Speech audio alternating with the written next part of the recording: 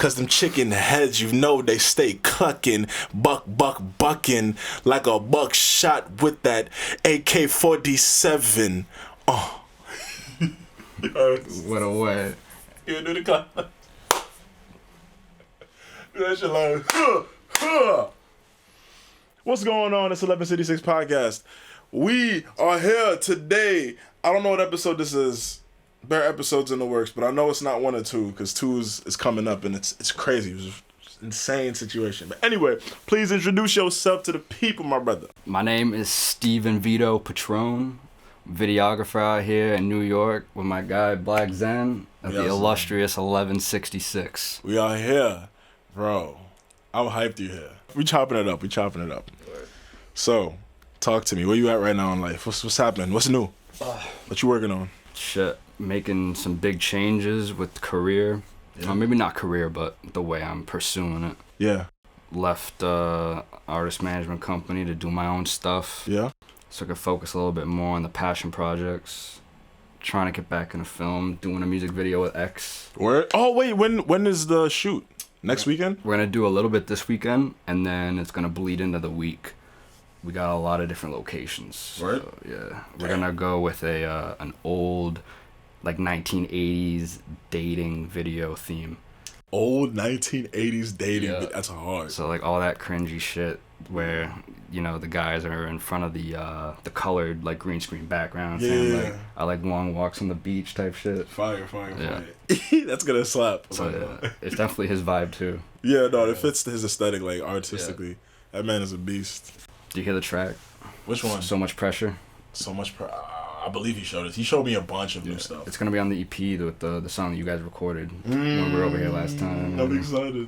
Yeah, that'll be dope. That's gonna hit.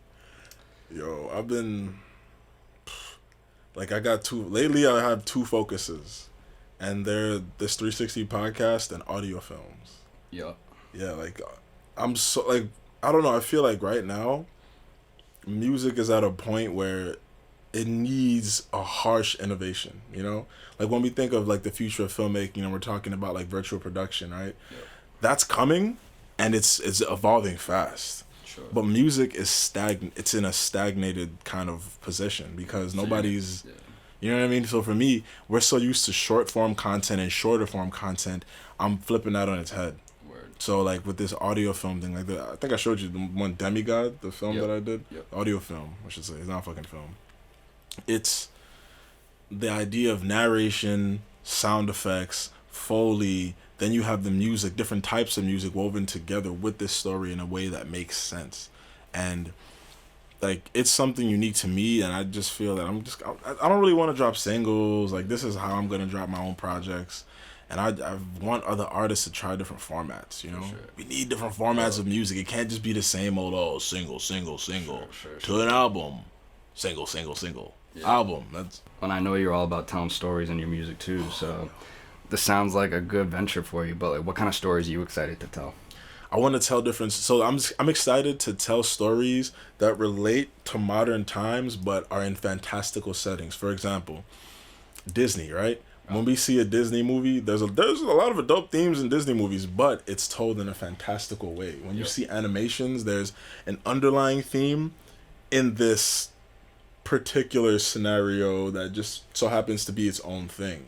So I'm talking about like real, like the human experience, essentially, all the different aspects of it, whether it be infidelity, rage, success, jealousy, happiness, bliss, drug addiction, just everything, like craving for power, being powerless, economy, politics, everything, but in a way that isn't just blunt, because you know it's still art. It can't just be come off as like exposition type. Yeah, it can't it can't be dry. That's like eating food. If you're eating food, you want it to taste good.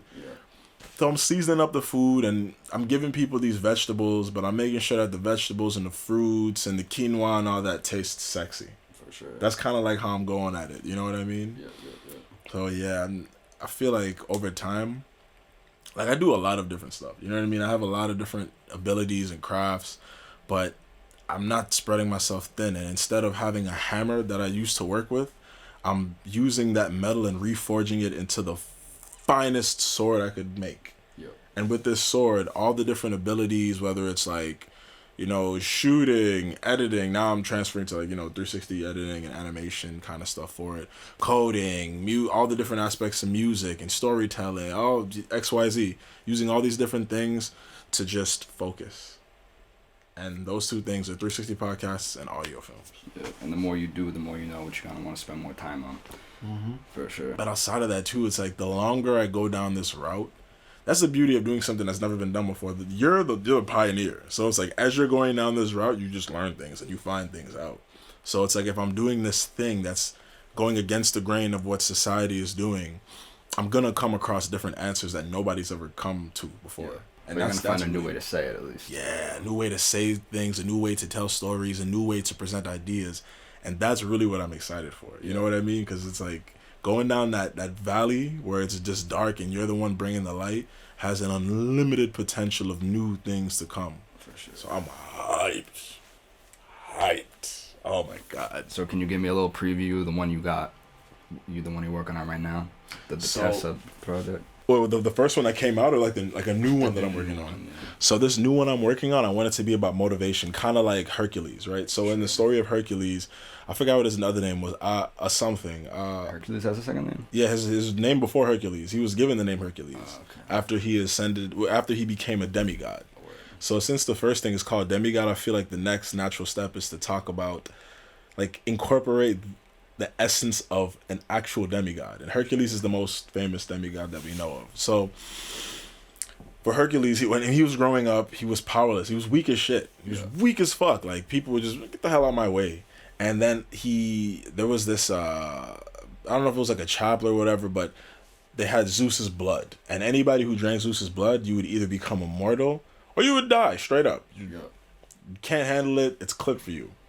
Hercules, after becoming an adult, he's training because he's human. You know what I mean? He's training. Wait, so he's not Zeus's son then? He is Zeus's son, but Zeus slept with a human lady. Right. So he's human, and he didn't really take after Zeus until he drank that blood. Okay. And then it's like, oh snap, he didn't die, and then that's when he claimed his power. So I didn't know. It's very similar in a sense, like with the whole drinking this thing to gain power, but that's like an element, like with the elixir of life. The theme of that shows itself in time and time again in different stories. But this new thing, I want it to be about motivation. I want it to be something that somebody who wants to go to the gym, for example, or somebody who's learning a daunting task, like staring at a mountain of an obstacle, going, shit, what am I going to do? Yeah. Fuck. I want something to empower them. So right now I'm making the songs for it, and I'm building out the story, but that's the theme. That's the theme. Motivation and overcoming one's own limitations. So you don't have like that whimsical setting yet. You just have like that theme and that idea. I have the theme. Like for me, it's like I have the theme in mind and I make music. Yeah. Make the music, and then as I'm creating the music, the story itself will start to come to me more because I've, like when the theme is in the back of my mind and I'm creating from the heart, subconsciously the story will come out. Sure. And then I'll make sense of it as I make more songs with this theme in mind. So lately, like, I've been on this thing where if I use the word try in the context of me doing something currently or doing something towards the future, I do 30 push-ups every single time. Whenever you say the word try? Yes. Why? Because there is no try. There is no try. You're either doing it or you're not. Yeah. It's simple. Right. And you know what I mean? You can't say, like, in the past tense, because it's like, yo, you tried to do something. It's past. It happened. Yeah. But it's part of me kind of reprogramming myself. And I invite everybody else to reprogram themselves. I have a couple. You're welcome to join the push-up challenge. I have a couple friends who are on it. You don't got to do 30. It could be 10. It could be 20. But it's an invitation to reprogram yourself to tap more into that potential because all of us have so much potential and society caps us. It's not beneficial to an economy of people who are essentially corporate slaves to be extremely motivated. It's not beneficial. No. But in the sense of individualism and you achieving what you want, it makes perfect sense because the greatest investment that you could make and that you could invest your time and energy, funds, everything into is yourself. For real. The only person who stands in the way is yourself. Mm-hmm. And, you know, like, that's my issue right now, right? Full-time job. Yeah. I got mad freelance projects, but I also got passion projects and, like, little things on the side that I want to try and do. try 10 push-ups. But many things you want to do. Right, you know, so it's like, and the only thing that's stopping me is me getting home and be like, oh, am I too tired to like do this right now? No, you gotta fucking do it. Like, you have to fucking do it. But you have to do it. That's what it comes down to. It's like I look at it kind of like a sword, right? If this sword is our soul and we're like going around, we have this soul in our hand. Like, time and time again, a lot of people turn the blade of the sword on themselves and become their greatest weakness. But it's a matter of just honing that sword, sharpening that axe, sword, whatever the weapon is, and pointing it towards the obstacle at hand. Yeah. So in reprogramming myself with try and executing things and not spreading myself thin and focusing all my energy on a couple different tasks, it's literally the invitation for everybody to do the same. Yeah. Just narrow the shit down, learn a bunch of abilities, yeah, cool, but the projects, they have to be focused, you know? It can't be all over the place because nothing will ever get done. Right. It'll be a bunch of half-done bridges. You know, you said you got some people who are, you know, doing that with you, right? Yeah. Like, and that's the thing. That's what makes a lot of stuff easier, is having that support system. Yes. Or not even necessarily support system, just people that you like to collaborate with, people who are asking, are you being the best that you can be? Yeah. Or if they're like, let's do X, Y, Z, and you're like, nah, feeling that. They say, get up, pussy. Like, right. Like, let's go. That's the purpose of like a gym. You know? The gym keeps us on it. The gym keeps us like, yo, what the fuck am I doing? You see other people, and you're like, they're trying, or you know what I mean? You have a workout buddy, and the workout person's like, come on, you can do 10 more. You're like, fuck, all right, let's go. Let me just get this shit going, you know what I mean? Yeah. But you know that if they weren't there, you would have stopped. You'd have probably fucking stopped. Yeah. That's just how it is, unfortunately. So I don't know, like, for me, I'm a drill sergeant to myself. Yeah. I can say that with certainty. I'm a drill sergeant. And it's not like I crave perfection, but I don't want the regret of knowing that I could have done something better. Yeah. And it's harder to do something to the best of your ability when you're juggling 15 different things. And I think that's a great motivator. It's almost fear. Yeah. Because it's like, I'm afraid that however many years down the road, I'm going to say, oh, I wish I did X, Y, Z, or what if I did X, Y, Z, you know? And that was my main catalyst for even moving out here. You know? It's like when I was living in Boston, I was like, do I really want to move to New York? Not really. But if I don't succeed here in Boston, I'm going to wonder what would my life look like if I actually did it. So I was like, all right, even if it's only for a year, fuck it. Gotta go. Gotta try. But we did, right? So did it. But yeah, it all boils down to like, do you have that motivation to do it? Like we're in a time where the biggest obstacle is it's us, and it's like for other generations it was a problem of resources. We have the internet. It's crazy that we have this device that not only gives us like so much knowledge and all that shit, like you said, we have so many resources, but like we can use that to do whatever we want, make money. Yeah. Like whatever, you know, you think about someone who's like a factory worker in the 50s. That was the end game. Like, how are they gonna make the money that like an influencer can make just by like blowing up online in an instant? People are lazy. This is the easiest time to make money. We have the most resources. We have the most access to information. There are no obstacles other than mental blockades. Yeah. Like I would like with my father, me and him was speaking about it the other day, and we were talking about coding, right? Yeah. Back in the day when you were coding, you had to literally have a conveyor, and you had people writing down these different scripts. Yeah. And one after the other, you would verify whether or not your code was wrong. Yeah. Nowadays, when it comes to coding, you just shift enter. Wrong, right, you find out what it is. There's no real delay. It's just different. It's just a matter of not being lazy. Like, so for me, in reprogramming people, it's arming people with the best weapon that they could have, because all of the external tools are there. But one can't bend the external without first molding the internal to do that. For real. You know, that's the honest truth. It's hard discipline. But then what do you think about this? If I were to say that the main motivation to succeed in life is to have the luxury of being lazy. Wait, say that again. The main motivation to succeed in life. The main motivation in life, or the main motivation to succeed, is so that you can be lazy in the later parts of your life. That's deep. Like, we have like the desire to do fuck all, but we understand that we can't do that right now.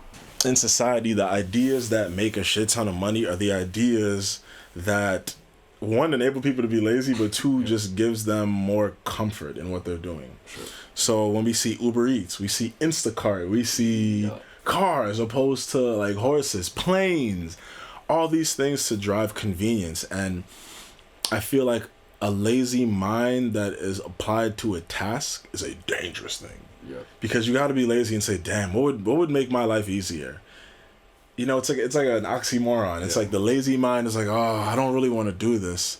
This would be excellent to make my life easier, and then being proactive and coming out of that laziness to make it happen. Right. That's the goal. That's the gold. Yeah. Well, like, you know, there's that famous quote that Bill Gates may or may not have said, but if you want something done the fastest or the easiest, you got a lazy person to do it. Of course, 100%. I don't know if I'd want them working in like a nuclear factory or something. Yeah, no. Like they can't cut corners. If it's a lazy person, they gotta do the job properly. Yeah. So you can't blow up a city. Yeah. No. You can't be fucking up that bad. No. We don't want that. They can't be fucking up that bad. But I don't know, like,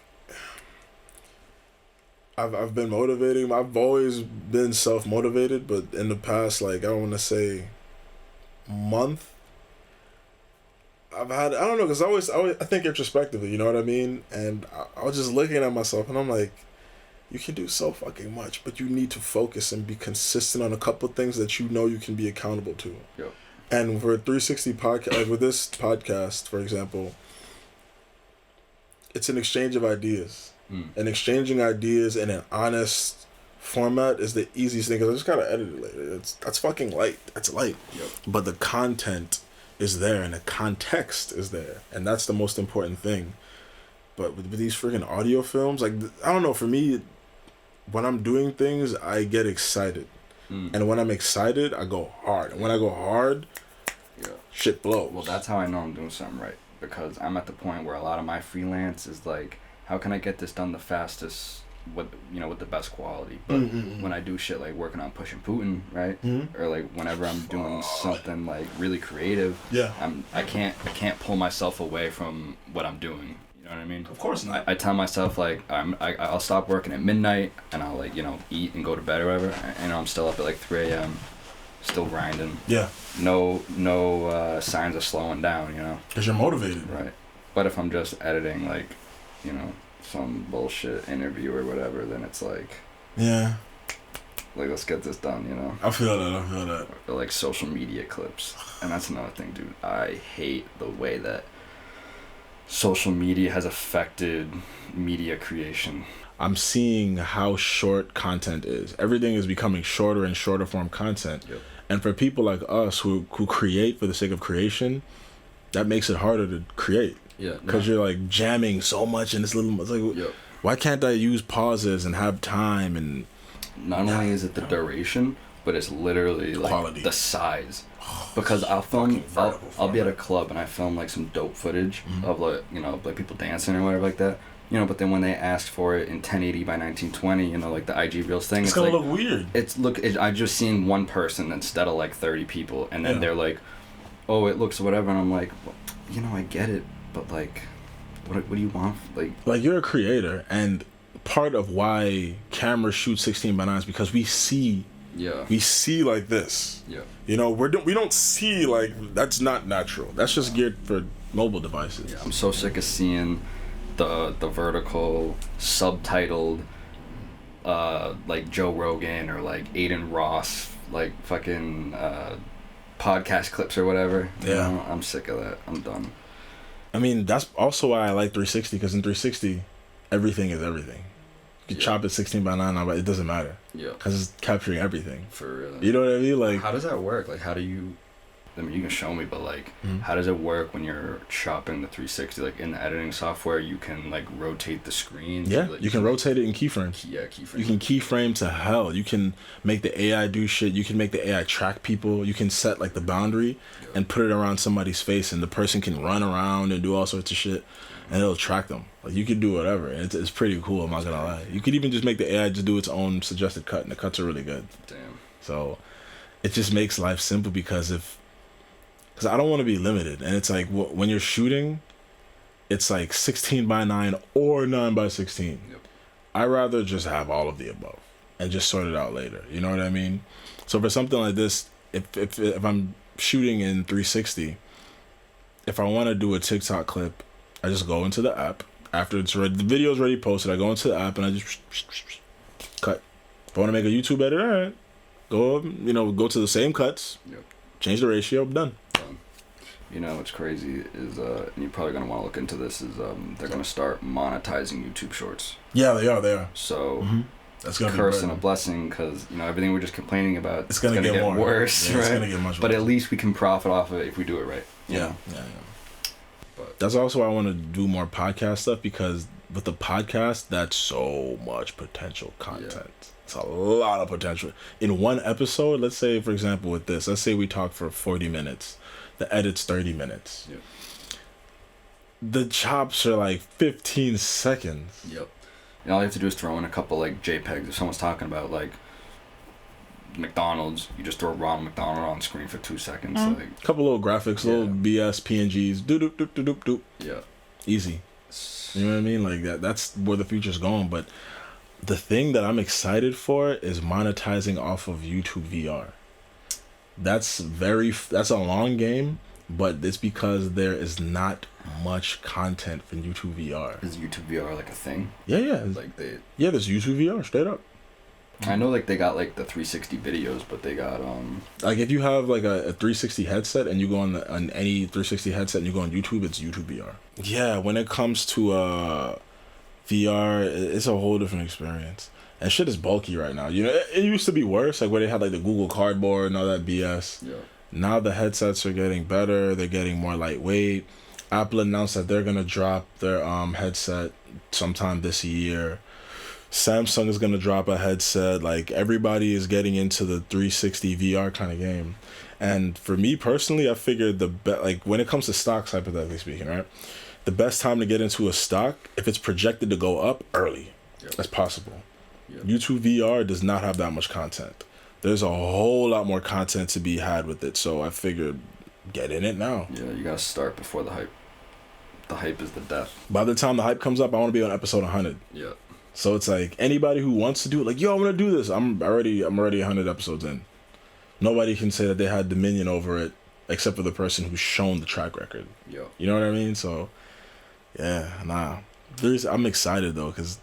And now that you got like all these companies getting into VR that weren't before, now it's gonna push for more innovation. It's gonna force it. Like now there's gonna be people who are like, okay, now I have competition in VR. How do I make mine more immersive? How do I make it more commercial? Or you're gonna see competition. Yeah, and it's gonna be great. It's like very recently, like when it comes to more like in the video game world of VR, like a big breakthrough in innovation was like physics, right? Or like programming, realistic like physics, weight, right? Yeah, buoyancy, all that kind of stuff. Oh yeah. So I'm excited to see what happens. UE5 has done a lot. What is it? Unreal Engine 5? Yeah. Especially because there's 5.1. Like, you know how, for example, when you shine a light through your ear, you can see reflection of the light, but then the light scatters in the texture of your cartilage and all that. Like, Unreal Engine 5 is detailed like that. Yeah. Like, it's crazy. Like the way the light's interacting with textures and materials and depth and how it scatters within textures. Damn. Outside of just like, let's say if I had like a green surface and shone a light on it, and the green's gonna reflect on surfaces. They already did that. Yeah. They already were on that kind of time. They're like perfecting it more. They're getting into geometries way more with what they call nanite.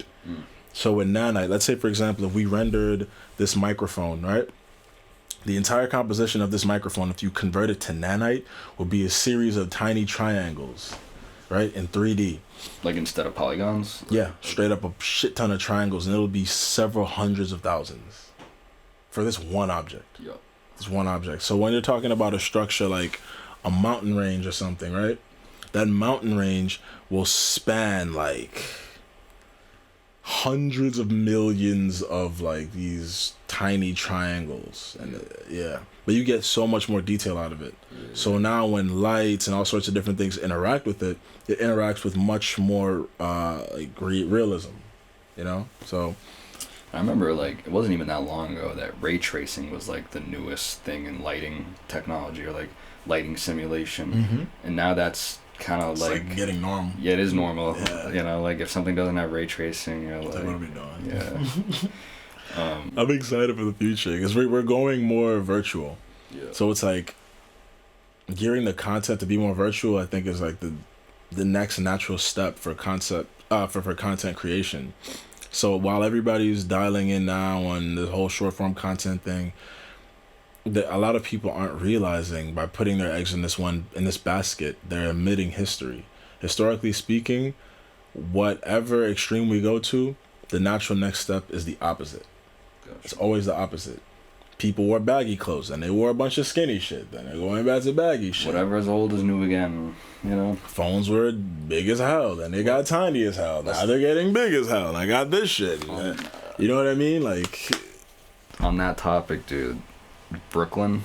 Yeah. Feels like they're trying to go back to, like, the 1970s, like the 1960s. Brooklyn is getting crazy. Everyone's wearing the disco pants with their cigarettes and, like, you know. It feels like a movie. Yeah. Brooklyn feels like a movie right now. Real. It feels like we're living in a Netflix special. Right? Yeah. High key. Yeah.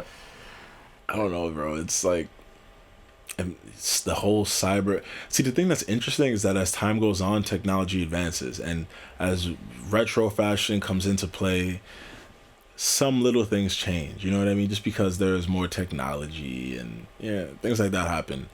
So I can see people being on some retro shit, wearing like augmented reality glasses and all sorts of wild stuff in the future. I can see that happening. Yeah. There's a lot of like old anime and all that have kind of like, you know what I mean, has shown, this cyberpunk, actual cyberpunk kind of era. I think we're going into that soon. Yeah, we will.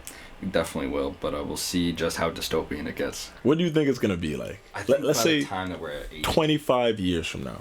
What do you think in 25 years? And what do you think Brooklyn's going to be like in 2023 right now, right? Yeah. Let's say 2050. All right, well, if we're all 27 years. If we're all still here, yes, I'm talking like way more automated shit when it comes to like baristas. So you know how like everybody in Brooklyn, every other person's a barista? Mm-hmm. It's going to be robots probably.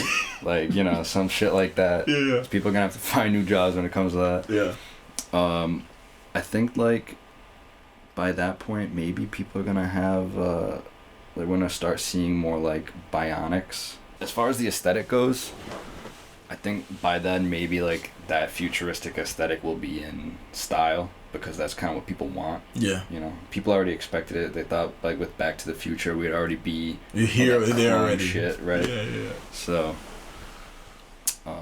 damn. This is I think people are, especially because people are going to be mad when I say this, but especially now that the LGBT community is what it is, I think a lot of men and women, they're going to diverge to the point where it's like you just don't know. I think there's going to be like on people's IDs birth gender, and then like what you are now and shit like that. I think it's going to get really interesting. So you think that people are going to stop labeling at birth entirely? I think it'll still be there for the sake of not having fraud as a thing. I think it'll still be present, but I think IDs will show birth gender and then your current gender. Sure. So I feel that a lot of people, they're going to be with like men and women, and parts will operate how they operate with 100% of fit, with a good degree of efficiency. And yeah, I think it's going to get crazy. I think it's going to get wild. I like to think that bionic dicks. People are going to be having like 15-inch bionic dicks and shit. Like some good old penis extensions. Freaking vaginas that squirt on command. They just press a button. Oh my God. And that's the kind of shit that we're going to see. People start getting brain chips. It's like a morphine button, bro. If you get a brain... See, that's the dangerous thing. Like Neuralink and all that kind of stuff. Yeah. Once that becomes a thing, it's regulated. There's trials. It's progressed. There's upgrades and firmware updates and everything. It's going to become a point where instead of relying on social media to give you that dopamine hit, you localize the dopamine hit. You just boom, boom, boom, boom, and you're just plugged in all day, just high off of yourself. It's literally a morphine button, bro. Like, we thought we were fucked now. Nobody's going to want to do anything when that's a thing. That's the thing about everything becoming more accessible and things becoming easier, when you have more options, it becomes harder to decide what to do. The more options you have, the harder it is to decide. If you're looking at a menu and there's 300 options, you're like, if there's 2 options, well, A or B, done. Yep. You know what I mean? So I think that reprogramming the mind early on to be self-motivated, to be disciplined, will in the future adhere to people not becoming a slave to distractions. Yeah. You know? Hooking up a MIDI keyboard to your phone. Any kind I of like wish you could do that. piece of hardware. I bet there's something that lets you do that. Yeah, like an adapter where it's like a Type-C or a Type-C or like the iPhone cable to like to the printer cable. Something. Because like MIDI you typically use like the printer cable. That would be hot. It might be that. I low-key want to check on Amazon. Let's see. Oh my god, Yup. it's a thing. Yup. $9? Yup. Get the fuck out of here. Amazon, I'm gonna order it. Amazon hooks up, dude. What the fuck? Yo, they got one for iPhone. $11 and shit. That's Yeah. crazy. But it's like I'm so like my brain is wired for like my DAW. Yeah. It's like it's so wired. Like it'll take me time. It's not gonna take too much time. I'm gonna get it going, but like. And like what? And like honestly, like what in a sense are you really gonna want to hook up some kind of hardware to your phone? Yeah, and that's gonna take up space anyway. So I might as well bring my computer. Exactly. Maybe if I could hook that up to the preamp, and then that can get crazy. No. That could actually get crazy. I gotta sit down with it. I gotta sit down with it, take some mushrooms, and just like map out like how the hell I would do it in a way that's not bottlenecking me. Yeah. You know what I mean? Something that's gonna help you out more than just be like, what am I doing here? With content creation, I feel like even though things are long form, like for me personally, why I'm gearing towards more long form, efficiency is the name of the game. Because at the end of the day, whether it's short form or long form, getting it done as fast as possible while not ruining the quality is still ideal. Yeah. That's always going to be ideal, you know, just to be able to pump things out. Like Yeah.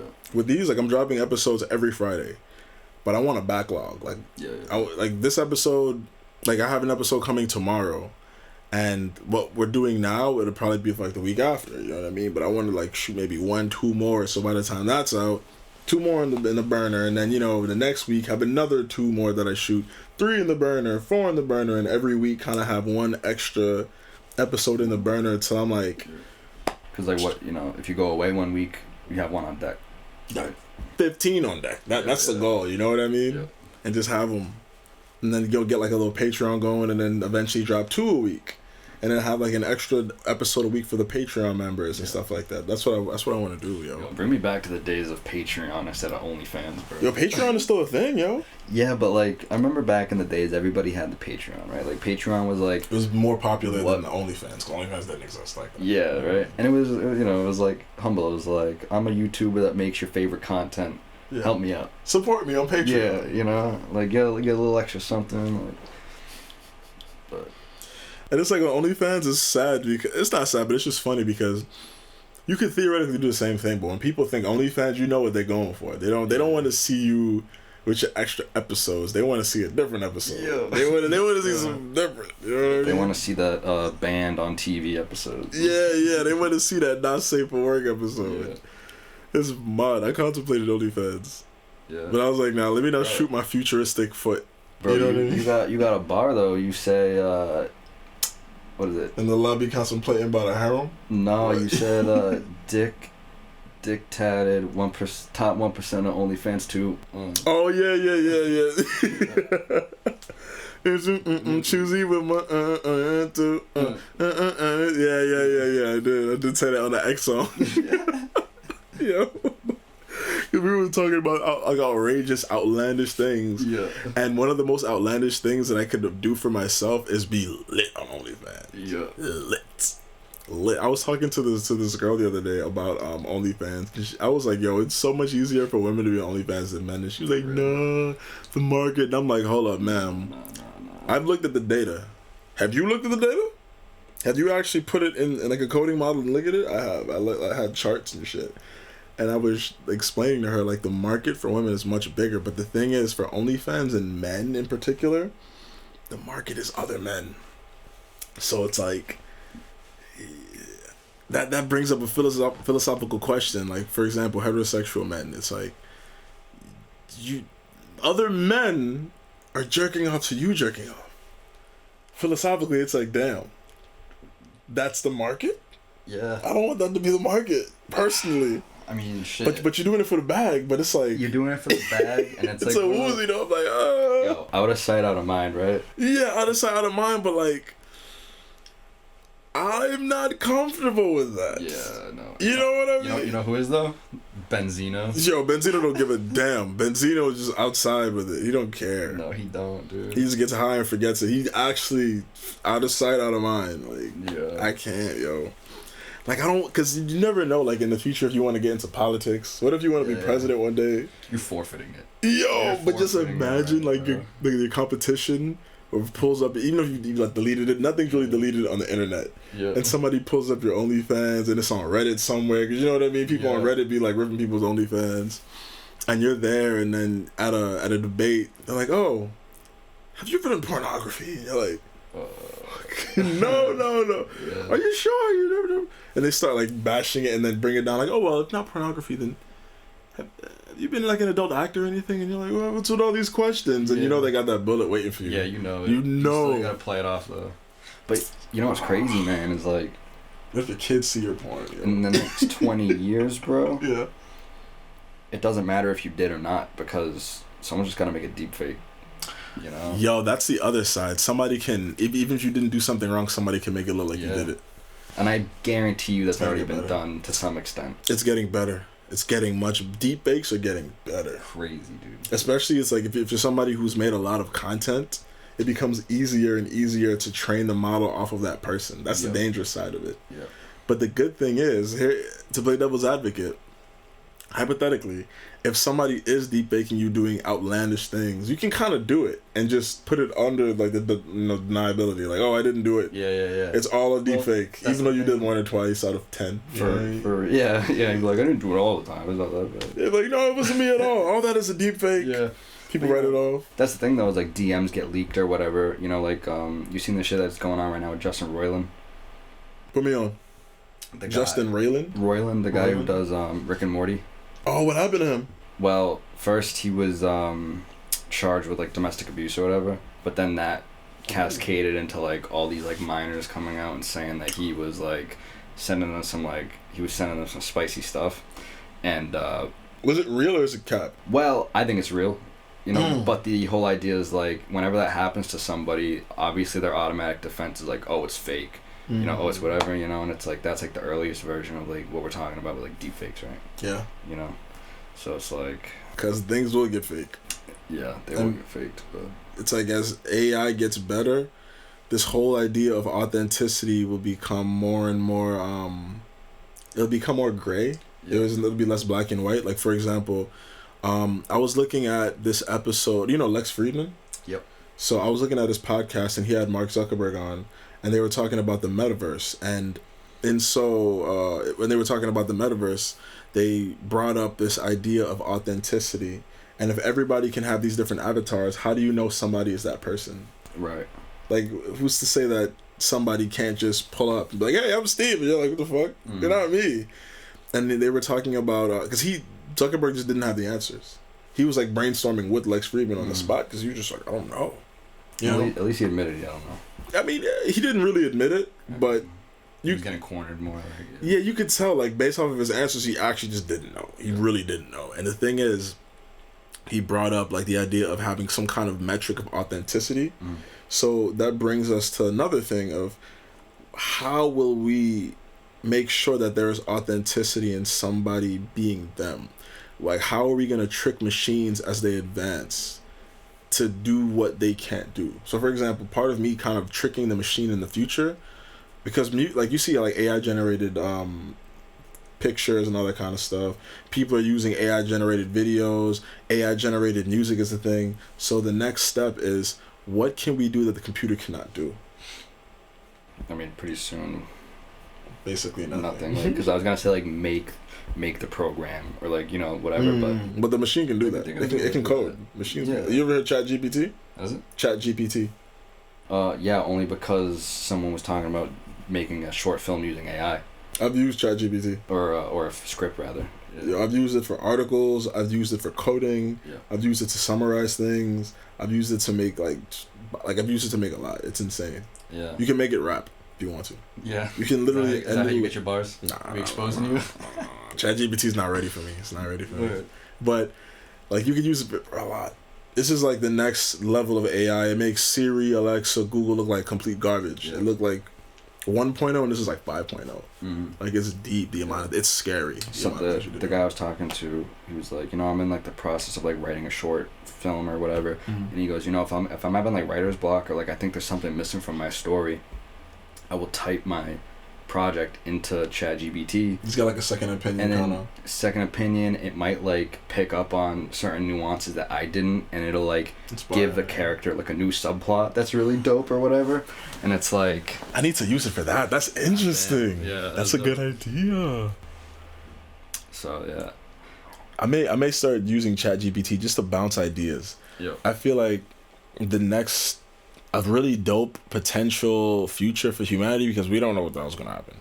A really cool potential would be if this thing becomes like your assistant, kind of like in Star Wars how they have like R2D2 and all these different things, or like with Halo, Master Chief, he has like Cortana. Yeah. Like this AI assistant that you could have like on a watch. Yeah. That has the power of like ChatGPT, but like Siri, but actually useful. Yeah, but like, you know what I mean? Just ask it like, yo, what do you think of blah blah blah blah blah, and speak to it in plain English, how you normally would speak to anything, instead of having to be like, hey Siri, yada yada yada, and then it messes up and it's corny. Like, having it be able to speak to you in an interesting way, and kind of have it mess up sometimes. Lex Friedman talks about this here and there about making AI in the likeness of humans, by having it not be so perfect. So like if you needed to do direct calculations, it'll get it done. But sometimes give you a bit of personality here and there to make it feel like a friend. It just so happens to be a digital friend. But you're saying it fucks up with developing that personality?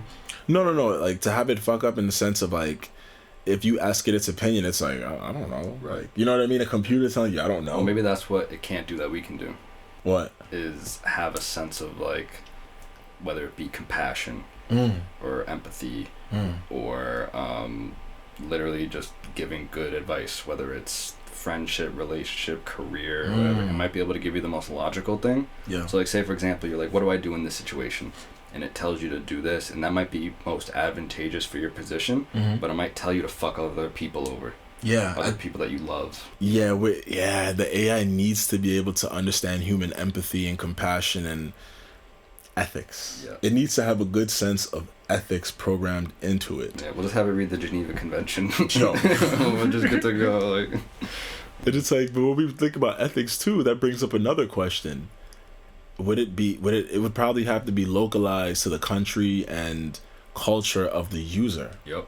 Because if we're talking about like a misogynistic Muslim household, and it tells you some progressive like, oh, you should listen to her feelings, yada yada, the person's gonna be like, throw this away. Yeah. This does not fit my lifestyle. It's too like, you know, and then a highly democratic one for a Republican, or highly Republican one for a Democrat. Like, and then you start getting into the territory of like the AI molding the person's opinions or views, and then you're gonna have people like, you know, there are people like that nowadays, but it used to be like way more prevalent back like during the Industrial Revolution and shit. Like the Luddites, right? Or the Luddites who were just breaking machines. Like, yo, forget all this stuff. Like, and then if you start, the Naturalists. If you start having AI telling you how to live your life or giving you advice or whatever, there's gonna be more people who are like, that's the devil. Yeah. You know. And when we look at it also, even if it's not an assistant, or whether it's an assistant or it's a part of us, like with Elon and whatnot doing Neuralink, there are going to be these naturalists who deem it on some like, oh, this is the work of the devil, like you said, we shouldn't have this, it shouldn't be in existence. And there's going to be this divide, but we're also going to have the people who are embracing it fully and are basically superhumans. Exactly, yeah. They're going to be so far ahead of everybody else. That's going to be insane. And I mean, and you know, that's... Where would you fall in that spectrum? Man, I've never really been the most tech savvy. Yeah. So I think that I'd be somewhere in the middle. Somewhere where it's like, you know, for shit like film, right? Yeah. I'll be able to utilize the most, like, new shit for the stuff that I'm passionate about, but, like, when it comes to... Like, you're not shooting it with your eyes, your bionic eyes. And yeah. I see everything, you know. Yeah, you're not doing it. Yeah. I mean, we can already see everything, right? We got that third eye. We do. We see everything. But okay, in that case, right? I have an interesting question for you. If you could have a bionic attachment to your eyes, it's not gonna kill your vision. Yep. You can zoom in with your eyes. Yep. You can see in 8K. You can water it down to 4K if you need it to be regular. You can change frame rates and you can do all the things that you can do with a camera, but with your eyes and record. Yeah. And then you can have like something, I don't know, you know what I mean? Maybe some other thing with storage for that in particular, but it's not going to affect your brain. Your brain can work fine, but this thing is tethered to almost like a sub-brain attachment. Would you do it? All right, so you don't need a stabilizer now. Yeah. Yeah, no gimbals, right? No gimbals. Thank you God, are the gimbal. No, but like, you know, I want to say yes, but have you seen the Black Mirror episode like that? Which one? When they were because I've seen every episode. Which one? It's like basically like everybody has like eye implants, so it's. Oh, you're talking about the one where the guy found out that the woman was cheating, and they were playing back memories. Yes, like, oh like, well, let's see here. I would get too obsessive. I would start playing shit back, like reading people's like facial expressions, be like, oh, like this guy was like thinking this, or like, you know, like I'd probably. But is that a bad thing though? Because you might be like a master communicator off of that. Because by study, like, you would turn you into a psychopath, bro. It could turn somebody just like, I can see it. You'd end up being like Patrick Bateman practicing your smile in the mirror. Ooh, you know. Like, but you could also treat it on the other end, kind of like a fighter or somebody doing a sport studying film to become better at what they do. For real. You know, the psychos are gonna use it for psycho shit. Yeah. The people who are on some self-growth are gonna use it for self-growth shit. Alright, so AI, we're gonna see what the future's holding. Anything you wanna say? No. Before we wrap this up, I think we had a pretty enlightening conversation. I feel like I learned some shit.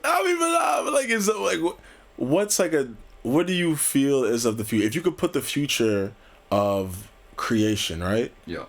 For you, let's say visual art, for visual creation, if you could put it in one sentence, how you feel about it, where you think it's going to go, what would that be?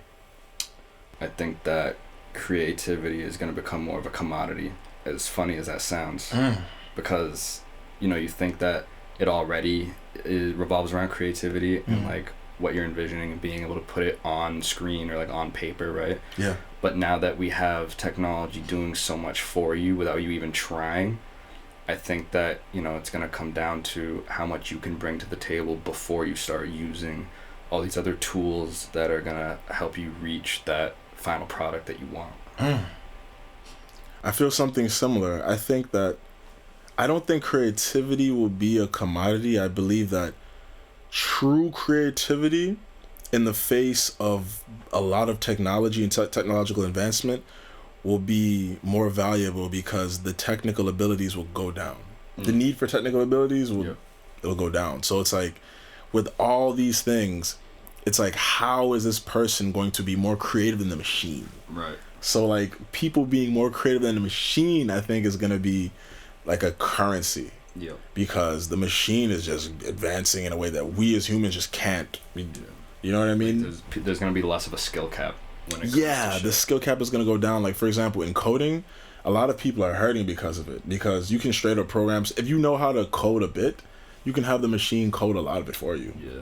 You don't need to be a hardcore coder who can do every line and commit to memory all these different formulas. Yeah. The machine can help you out. 200K jobs are going to turn into 40. 200K jobs are going to turn into 40. 100%. And with the content creators, I think it's going to be about who's doing the different things that aren't normal. Because the thing that's interesting about technology is that when you have these models training, they train off of previous data. For us to be able to beat the machine and stay ahead of it is to always think more creative, to think what's not being done. Because once the machine learns what's being done, it'll do it better than us eventually. So if we're doing the things that it isn't doing, I think that's how we can beat the machine. Yeah. You know what I mean? Yeah, there's going to be man versus the machine. It's really going to be man versus the machine. Yeah. For real. And then people going to have sex bots on some Futurama thing, but that's a whole other story. Oh, yeah, okay. Yeah, it's 1166 Podcast. It's Vibes. Thank you for being here. Always a pleasure. Y'all gotta stay creative. That's the moral of the story. Stay creative, rely on your machines and everything, but don't get too lazy. Like, keep that mind working, because if your brain doesn't work, the sub-brains are gonna do the work for you.